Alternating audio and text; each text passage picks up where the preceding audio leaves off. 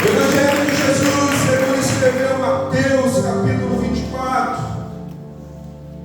A partir do verso 1, nós vamos estar lendo alguns versos nesta manhã. Você é bem-vindo neste lugar, nesta casa. Certamente Deus tem uma palavra para a sua vida. Diz assim a palavra de Deus, a partir do verso 1. Evangelho de Jesus, segundo escreveu Mateus 24.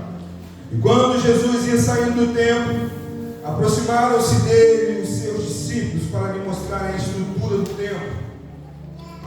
Jesus, porém, lhes disse: não vedes tudo isso?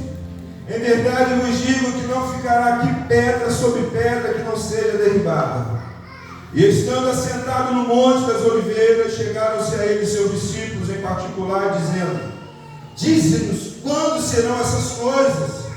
E que sinal haverá da tua vinda e do fim do mundo? Verso 4. Jesus respondendo disse: acautelai-vos, que ninguém vos engane.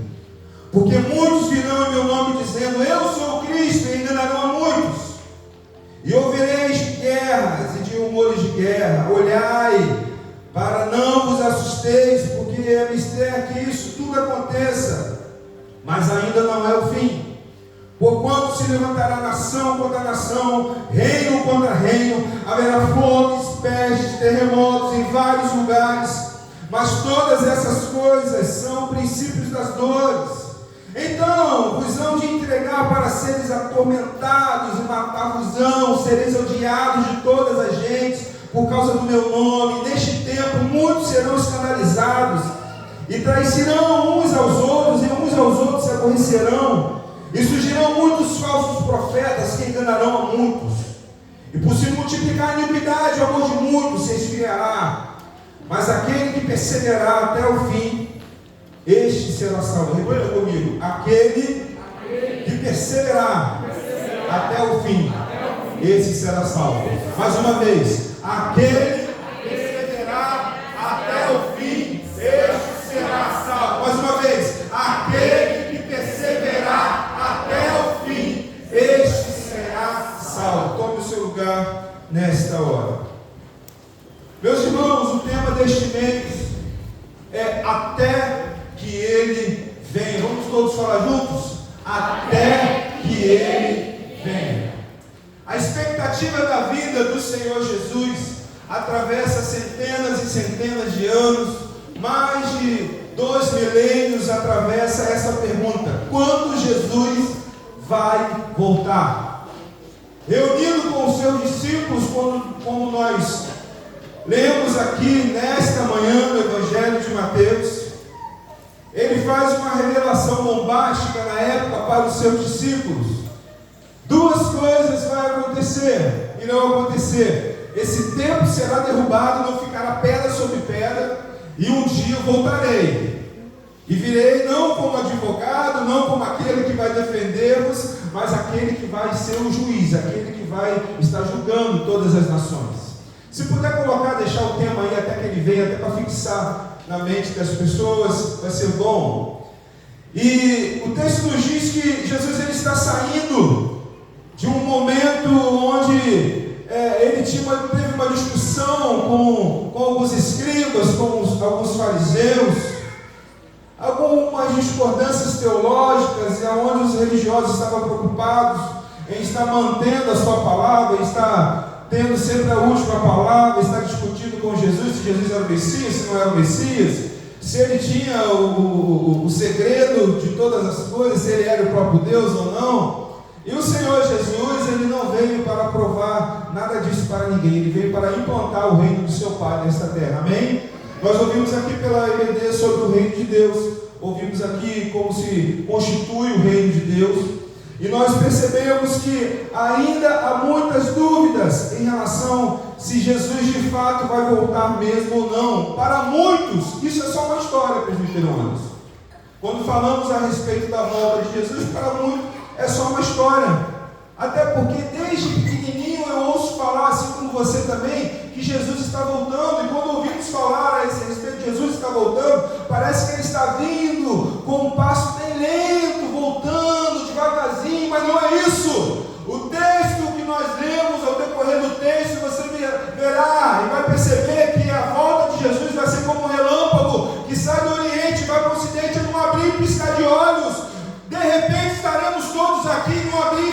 olhos, não estaremos mais, seremos arrebatados, a igreja vai subir, a noiva vai se encontrar com o seu noivo, não estaremos mais nesta terra. Aleluia.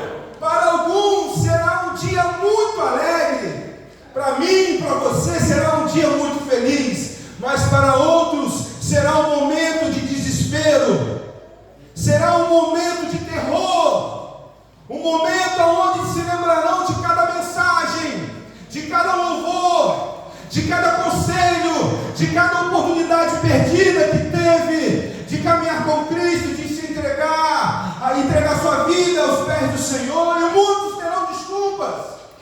Talvez foi uma decepção com o pastor, com o líder, com a igreja, talvez foi algo que ouviu, porém eu digo para cada um de vocês que estão aqui presentes, quando Jesus voltar, quando a trombeta tocar, não teremos mais desculpas, seremos indesculpáveis, não teremos mais tempo de nos retratar, nós não teremos mais esse tempo, o momento é agora, o tempo é já, o tempo é esse, porque Jesus está voltando, até que Ele venha, nós vamos permanecer firmes, até que Ele venha, nós vamos pregar o Evangelho, até que Ele venha, a nossa fé vai ficar intacta, até que Ele venha, nós vamos perseverar, amém? Entenda, meus irmãos, nesse grande dia, os simpatizantes não vão entrar no reino do céu, não subirão. As pessoas que só gostam de vir para a igreja, que são aqueles simpatizantes do Evangelho, não subirão. Os frequentadores de igrejas também não subirão. Aqueles que andam, ora na igreja, ora no mundo, não subirão. Os grandes debatedores intelectuais, teólogos, filósofos, não terão lugar no reino do céu. Só vai subir quem for lavado e remido pelo sangue de Jesus. São esses que vão subir. Isso não tem título, não tem nada a ver com o intelecto humano, tem a ver com o coração puro, com o coração que entendeu a sua condição de homem pecador, que não merecia, mas encontrou Jesus, e Jesus pagou um preço por mim e por você. Eu não tinha condições de pagar esse preço, você não tinha condições de pagar esse preço, mas nós iremos subir, porque nós entendemos a mensagem da cruz, uma mensagem que transforma, uma mensagem que traz vida, uma mensagem que traz restauração. A mensagem da cruz é poder de Deus na vida do pecador. Você pode dizer graças a Deus? E eu fico a me perguntar como pode a igreja atual se comportar como nós temos visto. E entenda, não estou falando aqui da nossa igreja, a igreja de um modo geral, se comportar como tem se comportado diante dessa realidade. Nós éramos, e a história conta, uma igreja que formava discípulos fortes, valentes, a ponto de dar sua vida em prol do Evangelho. Essa é a igreja, são os discípulos que foram formados nos primeiros séculos. Em prol desse Evangelho, o seu nível de entrega era outro. Agora, para esse Evangelho tão banalizado, onde Deus só é importante por aquilo que Ele pode me dar, Deus só é importante por aquilo que Ele pode fazer, a igreja só é importante quando está me servindo, só é importante quando ninguém me contraria, sendo que os nossos olhos não estão fixos no pastor, no presbítero, no irmão que está sentado do seu lado, os nossos olhos estão fixos em Deus, em Jesus Cristo. Ei, deixa eu te falar uma coisa, este nunca falhou, este nunca falhará, Ele é perfeito, e Ele se entregou na cruz. Mais uma vez eu quero reafirmar, até que Ele venha, meu coração está firme, até que Ele venha, eu não vou negociar a minha fé. Você pode dizer assim, eu também, pastor. Ih, está fraco, você pode dizer, eu também, pastor. Amém, vamos juntos subir. Nós mudamos. O que nós estamos vendo nos dias de hoje é uma oração que está sendo mudada. Não é mais seja feita a sua vontade, assim na terra como no céu, seja feita a minha vontade, assim na terra como no céu.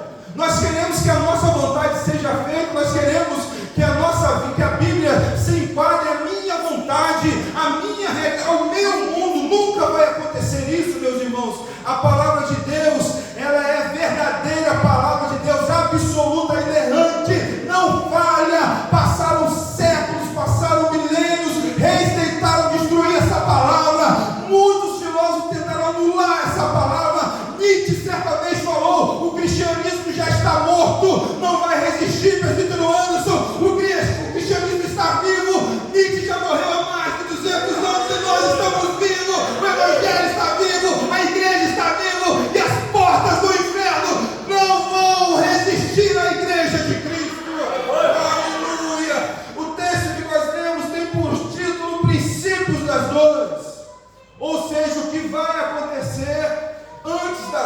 vida do Senhor Jesus. E a história, ela se passa ali no Monte das Oliveiras, onde os discípulos, com muita boa intenção, chamam o Senhor Jesus Cristo, mostram ali aquele suntuoso templo, aquele templo maravilhoso, e diz Flávio José, um que é especialista na história dos hebreus, que aquele templo ele era muito mais bonito até do que o templo de Salomão, ouros nas paredes, um templo que tinha mármore, coisa raríssima na época, e esse templo era muito belo. Os discípulos que eram do interior, é como se eles morassem no interior, não tinham o costume de ficar ali sempre. Então, imagina quando eu cheguei aqui em Portugal, eu vi aquelas coisas maravilhosas, eu fiquei encantado com tudo. Fomos lá em Sevilha há pouco tempo, virar a praça de La Espanha, e eu vi aquela coisa, aquele monumento imenso, eu fiquei encantado com aquilo, e eu entendo um pouco o que os discípulos falaram, porque eu falei para a Cristina, Cris,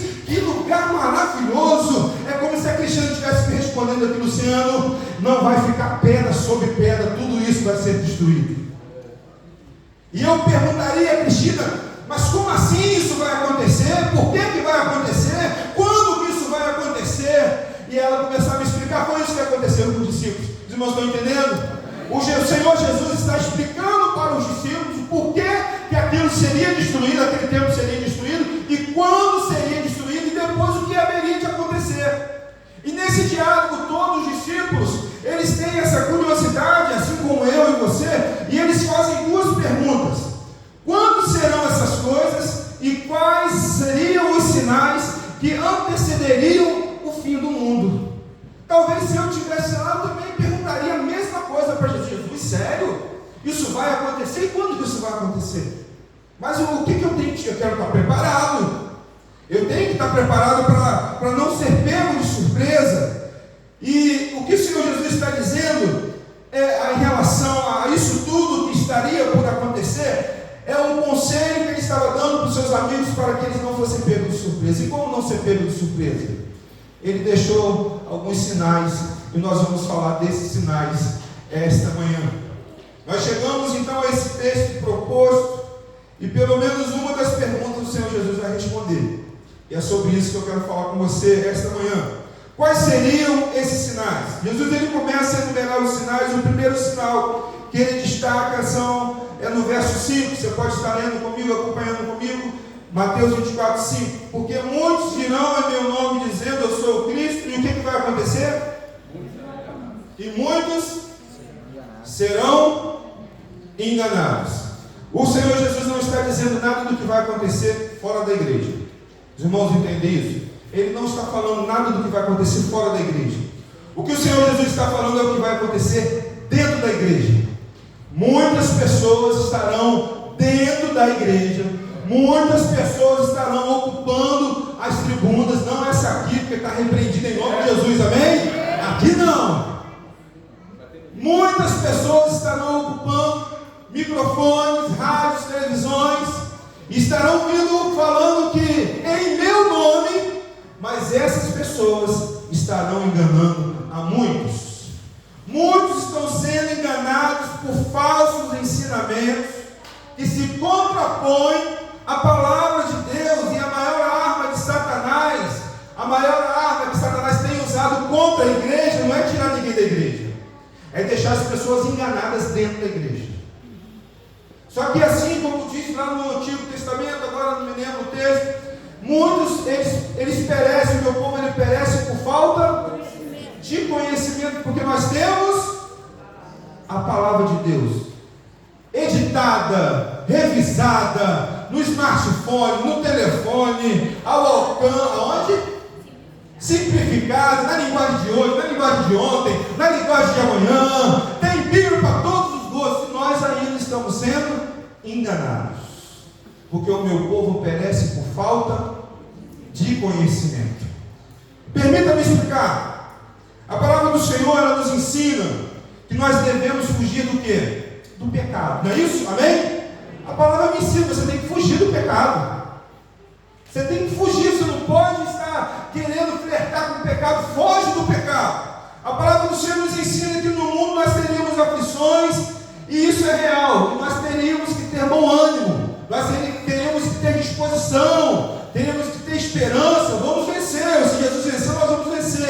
A palavra do Senhor nos ensina que seríamos bem-aventurados como quando fôssemos perseguidos, caluniados e etc. Não é isso? A palavra diz que isso vai acontecer conosco. A palavra do Senhor também nos ensina que não há condenação para aqueles que estão em Cristo Jesus, não andam mais segundo a carne, são transformados, agora andam segundo o Espírito Santo de Deus. Não é isso que a palavra de Deus nos ensina? Olha o que o falso evangelho tem ensinado nos dias de hoje. Você não precisa fugir do pecado, Jesus sabe que você é falho. É a teologia da hipergraça.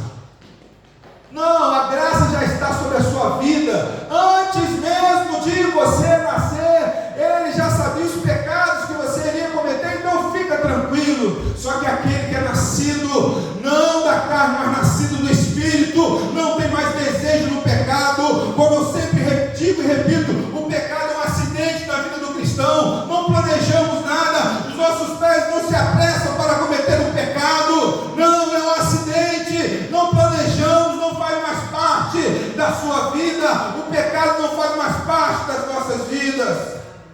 Outra mentira no falso evangelho: venha para Jesus e acabe com os teus sofrimentos.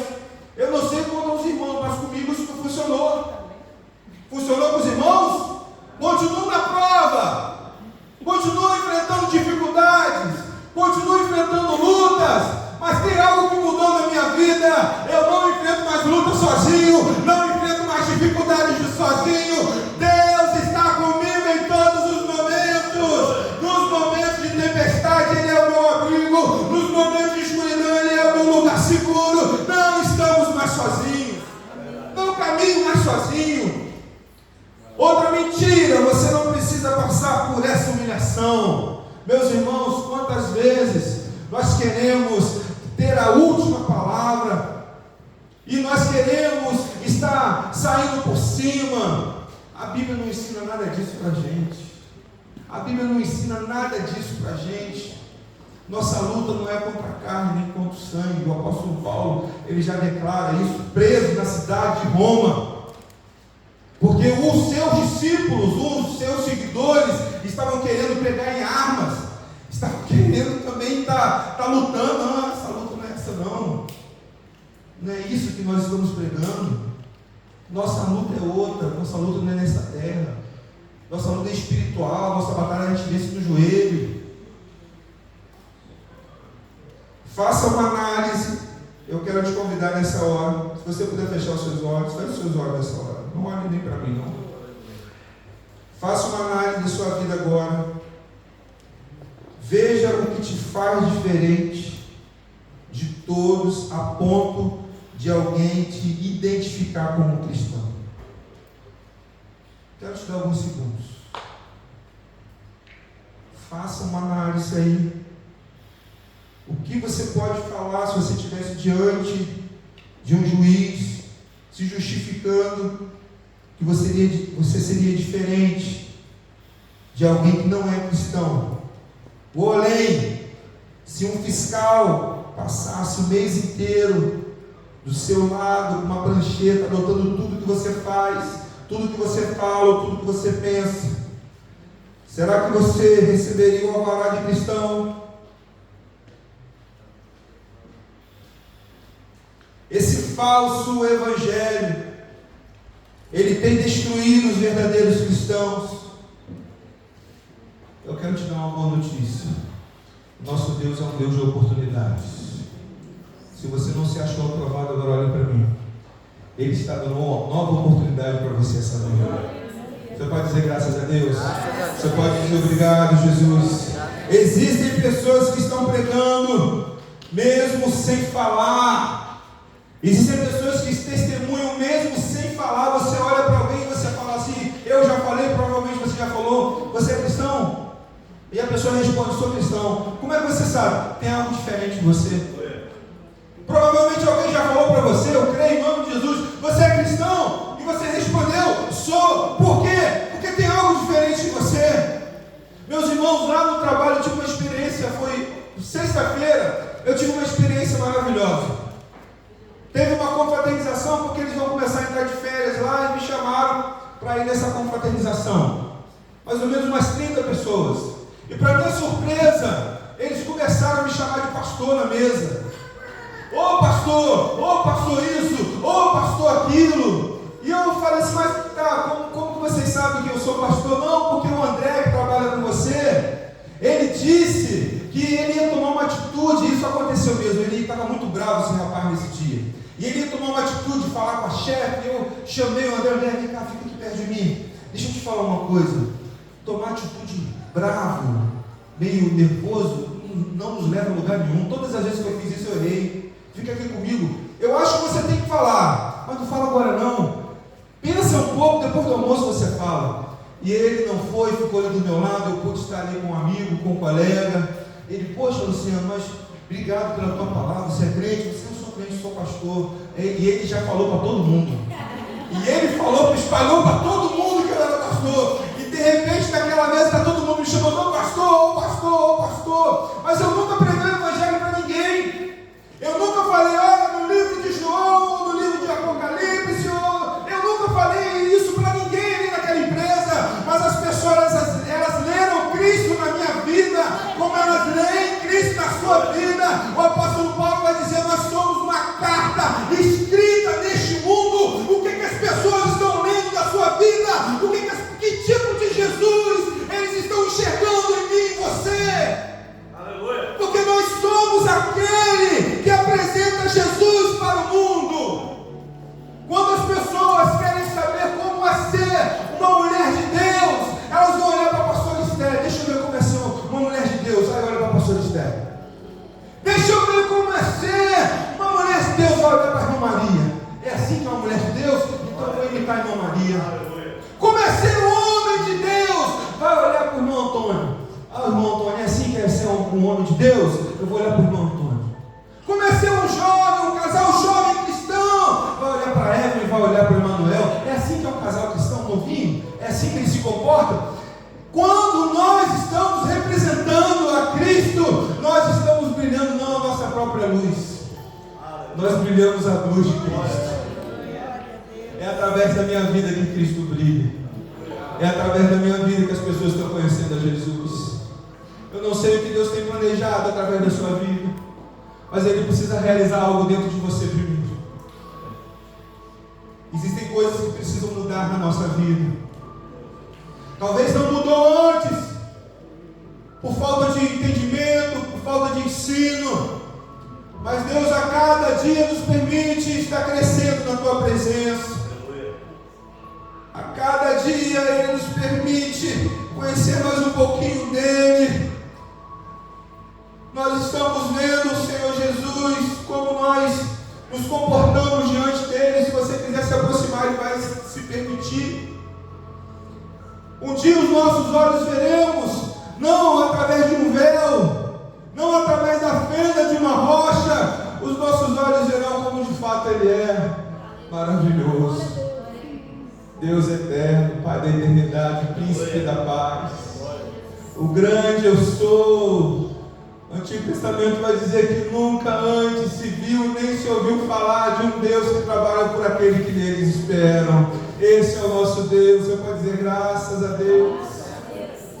Nós precisamos desejar, querer mudar o nosso interior, para que o nosso exterior venha estar resplandecendo essa luz.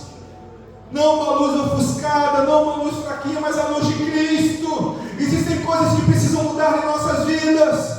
Existem costumes que precisam ser deixados de lado. O apóstolo Paulo, diversas vezes, ele vai nos ensinar: olha, eu já me fiz de fraco para ganhar os fracos. Porque se comer carne escandaliza o teu irmão, então para de comer carne. Nós queremos estar entrando no céu todos juntos, pastor Edson. Ninguém vai largar a mão de ninguém. Se for preciso, a gente dá uns 2 ou 3 passos para trás, para esperar quem está vindo caminhando. Nós vamos segurar as mãos e nós vamos seguir juntos, mas ninguém vai ficar para trás. Essa manhã é manhã de transformação, é uma manhã de mudança. Deus quer transformar vidas aqui neste lugar. O falso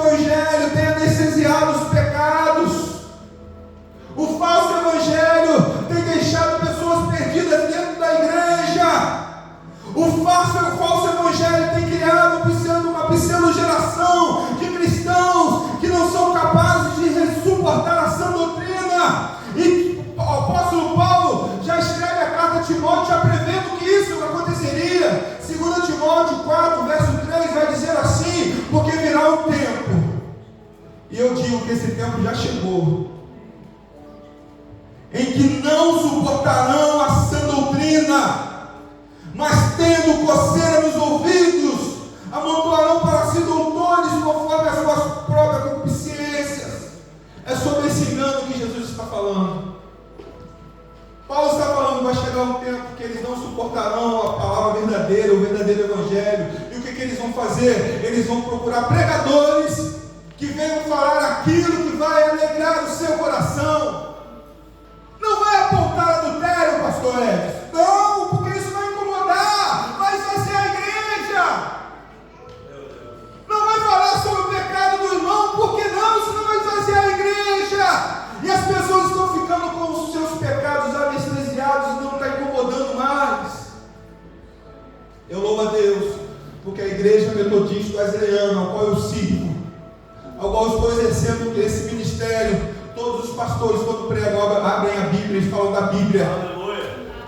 Não contamos histórias, nós falamos o que a Bíblia diz.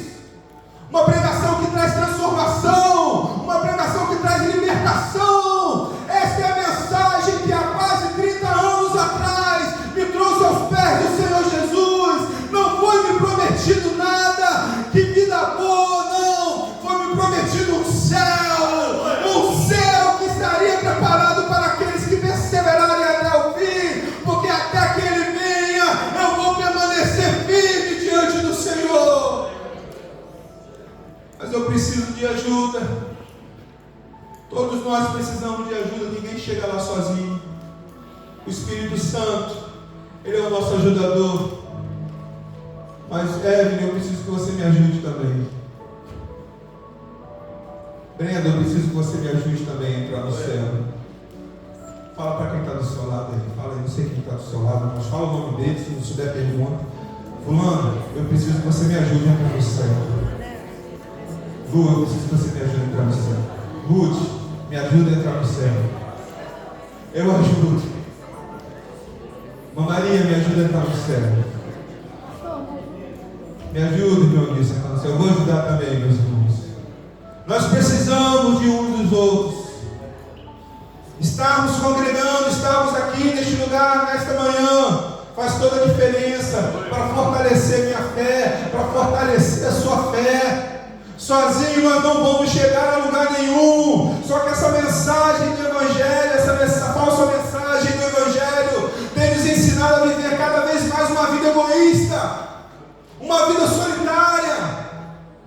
Se alguém me fez mal, diácono Gessé, que fique agora pelo caminho. Também eu corto o laço, não quero mais nada com essa pessoa. Não é isso que a Bíblia fala. Não é isso que a Bíblia nos ensina. Outro sinal que o Senhor Jesus destaca está no verso 6, acompanhe comigo. E ouvireis de guerra e de rumores de guerra. Olhai e não vos assustei, porque é mistério que isso tudo aconteça. Agora diga comigo, mas ainda não é o fim. Nós já falamos aqui sobre o falso evangelho. Isso é real nos dias de hoje, sim ou não? E agora estamos falando de guerras e rumores de guerra. Isso é real, sim ou não? Sim. É cada vez mais real isso que tem acontecido. Muitas guerras, elas surgiram ao longo dos anos. E muitos dos discípulos naquele momento não compreenderam de imediato as palavras do Senhor Jesus. Entretanto, os olhos dos discípulos foram abertos breve. Sem passar muito tempo, os olhos deles já tinham sido abertos. Essas guerras que surgiram ao longo dos tempos, elas mataram milhares e milhares de pessoas em inúmeras guerras. Porém, o que nós temos visto hoje é diferente, é que antigamente a guerra estava restrita somente ao Oriente Médio. Tinha guerra em Israel, nos países do Oriente Médio. O que aconteceu agora há pouco tempo, meus irmãos? Guerra na Europa. Países, coisas que a gente nunca pensou antes, mas países da Europa estão em guerra. E nós pensamos assim, está tão longe a Ucrânia, a Rússia está tão longe. No estalar de Deus, no abrir e fechar de olhos, essa guerra chega até nós. Ninguém está longe, porque a palavra de até o exato momento, ela não falhou e não falhará. Vai acontecer. Se diz que vai ter guerra, é porque vai ter guerra. Está acontecendo, meus irmãos. A quantidade de pessoas que têm perdido suas vidas nessa guerra, o que antes era restrito somente ao espaço, agora está no mundo inteiro. Se falarmos do Rio de Janeiro, durante o ano morrem tanto ou muito mais pessoas do que nessas guerras. Todos os dias morrem dezenas de pessoas no Rio de Janeiro. Bala perdida, confronto. Na última invasão que a polícia fez lá no Rio de Janeiro, no Morro do Alemão, foram mais de 120 pessoas que perderam suas vidas. Em um dia só. Imagina em um mês quantas pessoas perdem suas vidas. É algo terrível que tem acontecendo. O tempo do fim ele se aproxima a cada dia, e a volta de Cristo está mais perto do que você imagina. Tudo que está acontecendo está convergindo para a volta, os sinais estão convergindo para a volta de Cristo. E nós estamos nos comportando como se isso fosse só uma história. Vivendo nesse mundo com os olhos só no que esse mundo pode nos oferecer. Eu não estou dizendo que ninguém tem que trabalhar, que tem que estar casando, mas nós não pertencemos a esse mundo. Eu quero te lembrar disso. Você não pertence a essa terra. O seu lugar é na cidade santa, na Nova Jerusalém. Tudo que você está vivendo aqui vai passar. Essa é a boa notícia. Tudo que você está vivendo aqui, você vai passar. Mas você tem que perseverar até o fim. Até que Ele... Outro sinal que o Senhor Jesus destaca está no verso 7. Porquanto se levantará nação contra nação, reino contra reino, haverá fomes, pestes, terremotos em vários lugares. E a natureza, o que o Senhor Jesus está dizendo é que quando isso estiver próximo de acontecer, até a natureza vai reagir à volta de Cristo.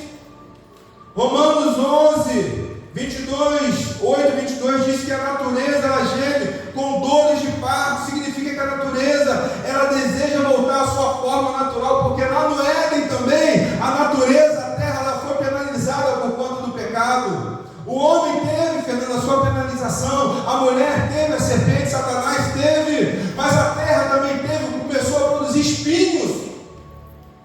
A terra também deseja voltar à sua forma original. Olha o que aconteceu, a natureza está reagindo. Olha o que aconteceu agora na Venezuela. Meus irmãos, mostrou uma imagem de cima, não sei se foi de um avião ou de um drone, uma cidade totalmente devastada, prédio destruído, me lembrou muito aquele filme, passou há muito tempo atrás, em 2012, onde tem aquela fenda que abre no meio da cidade e as ruas são destruídas, prédios caem, me lembrou aquele filme, meus irmãos. É a natureza, ela está gemendo como se fosse dores de parto, porque Jesus está voltando. Se até a natureza está percebendo a volta de Jesus, por que nós não estamos percebendo que Ele está voltando, que Ele vai voltar a qualquer momento? O que dá sentido estarmos reunidos aqui essa manhã é a volta de Cristo, meus irmãos. Ele vai voltar. Essa mesa aqui, ela é para relembrar o sacrifício do Senhor Jesus Cristo naquela cruz, a ressurreição de Jesus Cristo naquela cruz, mas é para nos lembrar também que um dia nós sentaremos à mesa com Ele, com o Cordeiro. Cearemos com Ele, não uma mesa pequena, mas uma mesa imensa, onde Ele será o Cordeiro, Ele estará sentado nessa mesa. Nós também, o meu lugar está separado. Você pode dizer o meu também? Meu também. O meu está separado. Verso 9. Então vos hão de entregar para seres atormentados, matar-vos-ão, e serão odiados de todas as gentes por causa do meu nome. E agora o Senhor Jesus está nos preparando para a perseguição iminente. Essa mensagem do Senhor Jesus, uma mensagem escatológica, que teve o seu cumprimento em 3 momentos: a curto prazo, a médio prazo e a longo prazo. Ou seja, muitas coisas do que o Senhor Jesus Cristo falou já aconteceu. Por exemplo, a destruição do templo aconteceu no ano 70. O imperador Domiciano, o general Domiciano, ele invade ali Jerusalém e ele destrói aquele templo, e o ouro que foi queimado, e tudo foi queimado, e o ouro se misturou com a rocha, e eles quebravam a rocha, as pedras do templo, aquelas pedras de mármore, eles quebravam para tirar o ouro, e nada ficou ali Isso se cumpriu a curto prazo. Quando falamos a médio prazo e ao longo desses 2000 anos, muitos cristãos foram perseguidos e mortos. Quantas histórias que nós temos de pessoas que foram pastores, que foram perseguidos, que estavam em lugares que não podem pregar o Evangelho. Nós tínhamos um missionário no Quirguistão, e esse missionário no Quirguistão, ele era aquele missionário que ele fazia um trabalho voluntário, e através desse trabalho voluntário, quando ele sentia confiança na pessoa, ele começava a falar de Jesus. E um belo dia, um desses missionários que estava com ele foi preso, porque tinha alguém infiltrado neste trabalho, que era do governo, estava investigando se tinha alguém falando, pregando o Evangelho, e essa pessoa entrou como alguém que queria ouvir, e começou a perguntar, e ele foi preso, e foi solto, graças a Deus, não perdeu a sua vida. Mas quantos já foram mortos? Quantos já perderam a sua vida? Quantos já não estão entre nós, ao longo desses 2000 anos, e foram perseguidos? Quantos cristãos foram jogados nos coliseus de Roma? Famílias inteiras eram mortas por bestas feras, leões, animais terríveis.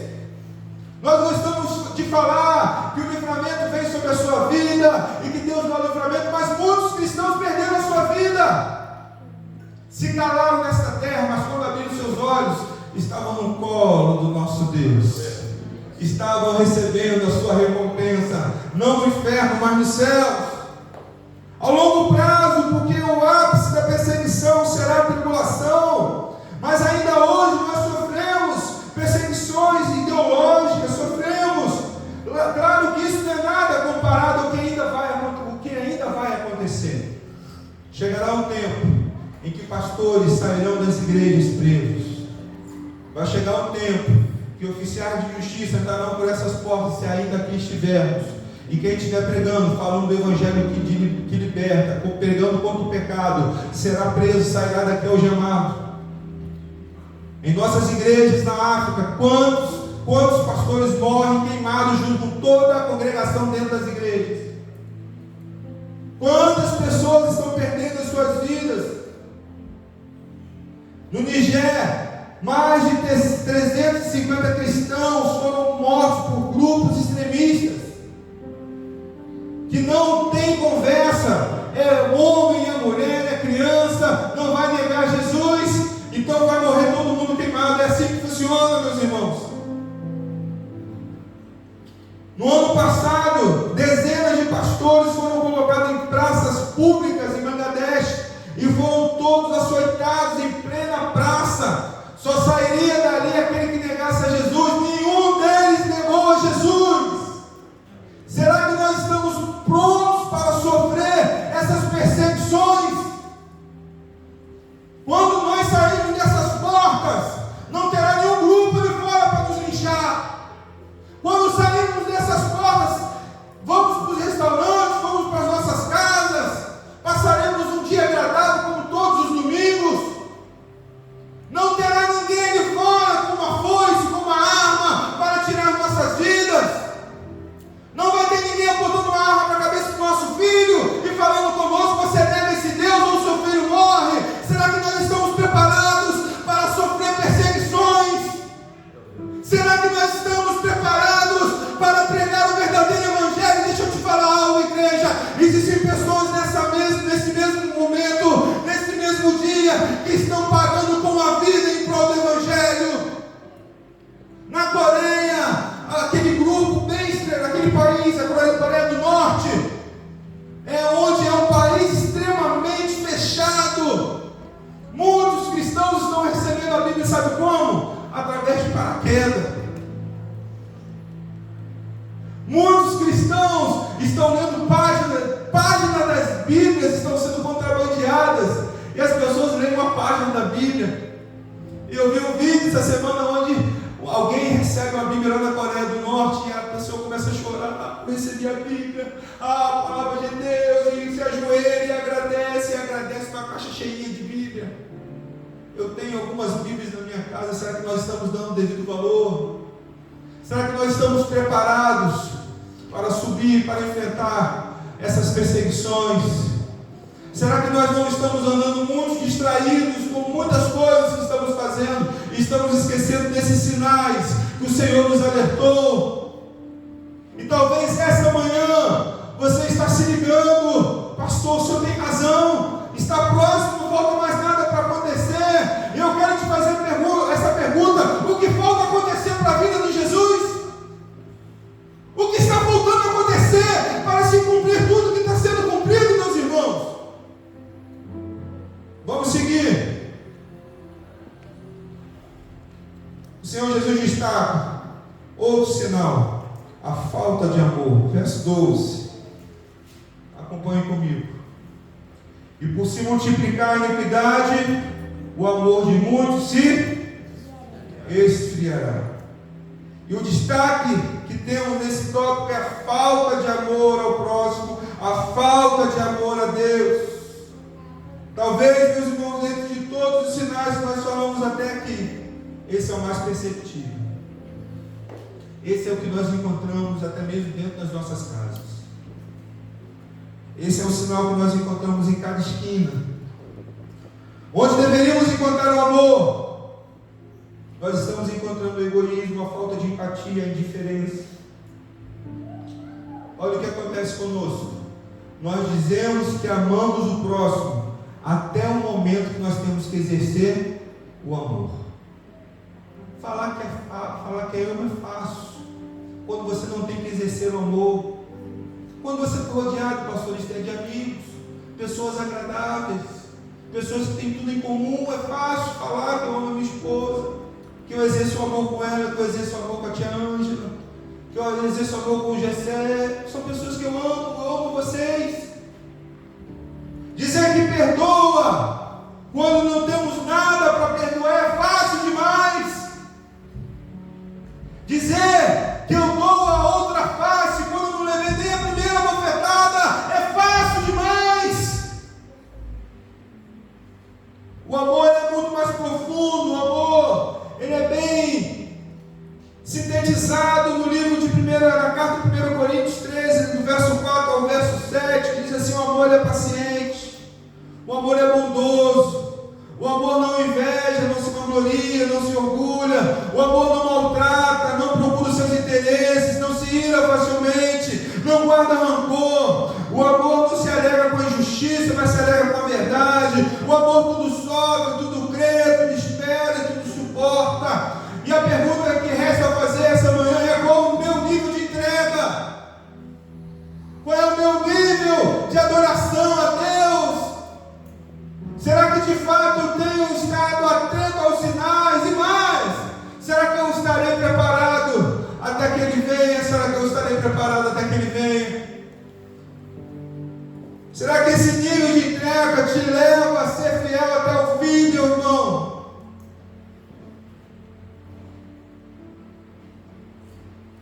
Deus que nos livre de estar sendo preso, esperar a morte, mas ninguém aqui está numa prisão esperando a morte chegar, como muitos dos nossos irmãos. Ninguém aqui está com um filho, um pai, um parente prestes a ser executado por amor do Evangelho. Ninguém. Ainda hoje temos a oportunidade de mudar as nossas vidas, de pregar esse Evangelho. Mas chegará o tempo que nós seremos calados, ou que tentarão calar a igreja. Mas nós já temos a promessa: as portas do inferno não vão resistir à igreja. O poder está na igreja. Quando as pessoas dizem de forma errada que o mundo, e repete o versículo, é um texto sem contexto, que o mundo jaz no maligno, que o mundo já está entregue ao príncipe, meus irmãos, a igreja ainda está aqui. Nós somos a luz desse mundo, nós somos o sal dessa terra. O diabo, ele faz aquilo que Deus permite que ele faça. Mas enquanto tiver um povo sério, um povo que clama por justiça, um povo comprometido com a palavra de Deus, vidas estarão sendo salvas. O reino de Deus vai ser instaurado nessa terra, está sendo instaurado nessa terra. E até que Ele venha, nós vamos estar firmes em Cristo Jesus. Você pode se colocar de pé nessa hora? Então chama o ministério de louvor aqui à frente.